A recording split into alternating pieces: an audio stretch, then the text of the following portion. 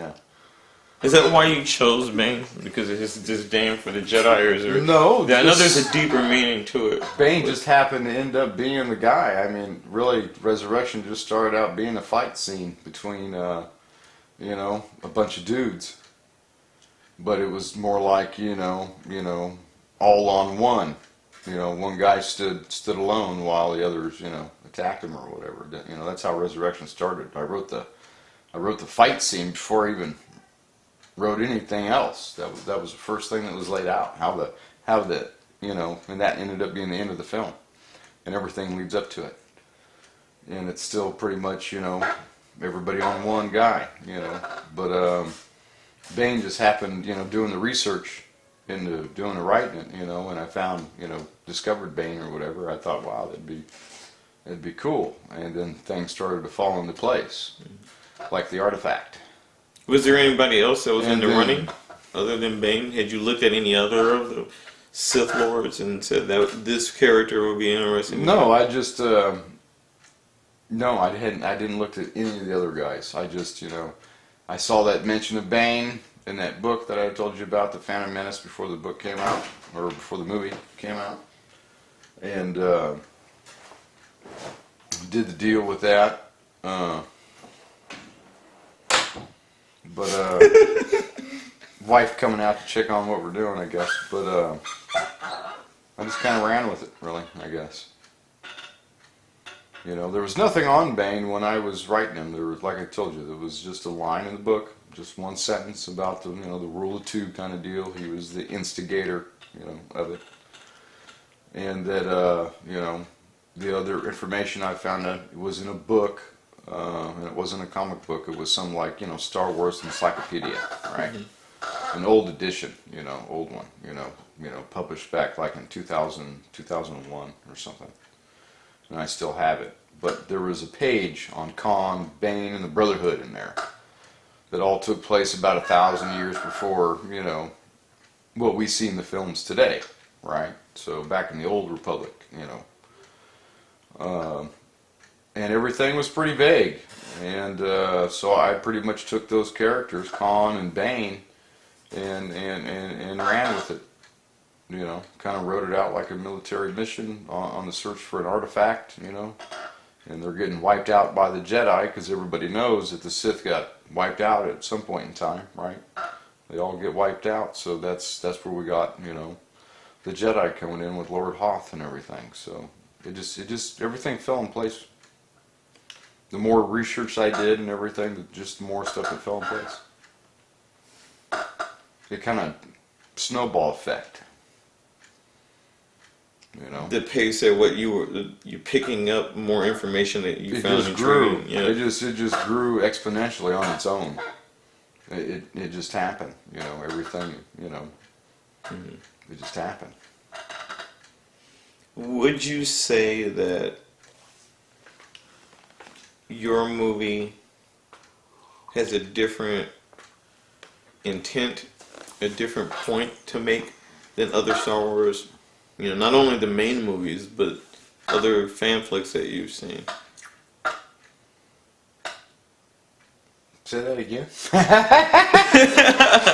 I guess that was a little convoluted. Like, what do you think are the things that make your movie different between other fan flicks and even the different movies? Like the actual films themselves.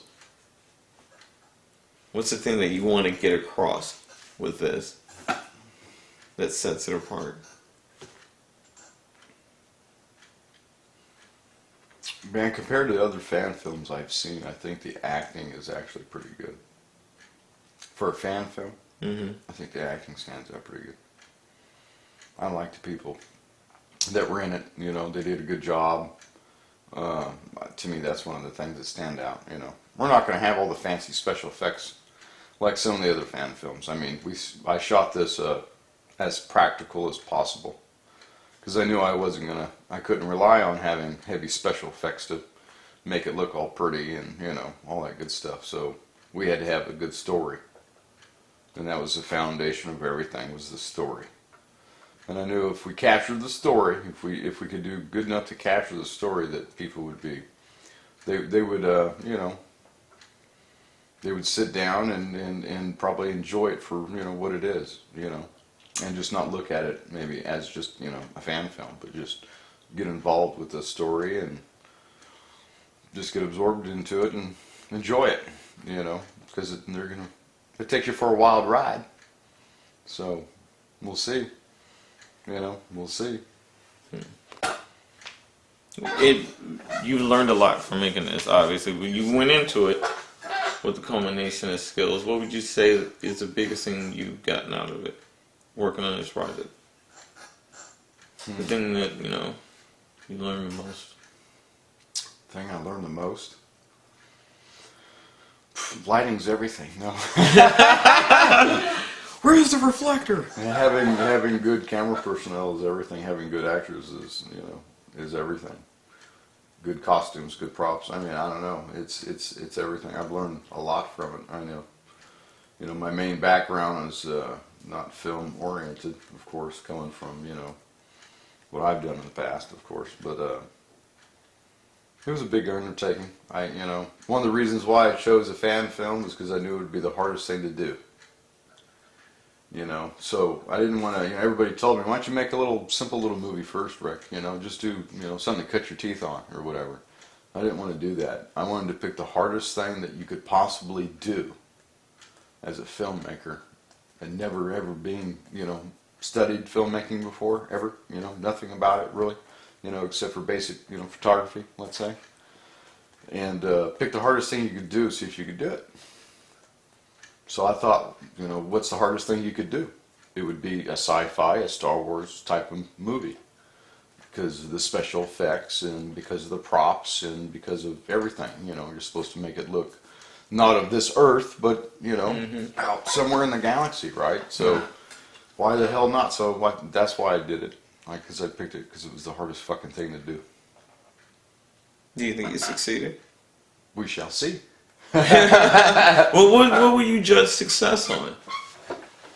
If the people like it. If people like it. When it's all said and done, they sit down and watch it, and if they enjoy it, then then I did my job. I told the story, got it across to them, they understood it, they enjoyed it, and they walked away with maybe a few questions and going, wow, man, that was pretty cool, That would be the kicker, walking away from it and saying, well, that was not bad for it being a fan film, all volunteer, no one was paid, no monies, nothing like that, right? You said volunteers weren't easy to come by, right? That was very difficult most of the time. Yeah, it was hard coming up with shit. Not only Sith, but Jedi as well. Because it is a Sith movie. There's very few Jedi in it. Mm-hmm. But still, I still needed, some kind of Jedi. Never really happened though. So you got to kind of, rewrite shit and kind of move around and augment the story when you can't get the shit, that you need, and,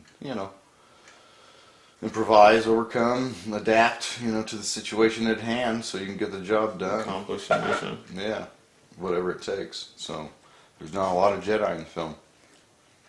But like a lot of the stuff that you learned with Resurrection, well, obviously it helped you streamline and make things more efficient when you did Killing Time too, right? Yeah, Killing Time was shot very rapidly, very quick. I mean, there wasn't a lot of shooting dates. I mean, we started shooting in mid-August, and by the 1st of October, we were pretty much done shooting the movie. But, I mean, we were only shooting, a few days here, a few days there. I think there was only a total of like 15 actually shooting days for Killing Time. I mean, that's it. So that's pretty brief. Resurrection is completely different, Resurrection has been filmed over 3 years. We've had to try to keep continuity on certain things for over 3 years now, and that takes a toll. A lot that you went through. Yeah, well, there was a lot of snags, There's been a lot of snags with Resurrection. That's why it's not finished. That's why it's not done. A lot of snags with it, lack of personnel, bad camera work that I'm not satisfied with, just all kinds of different things,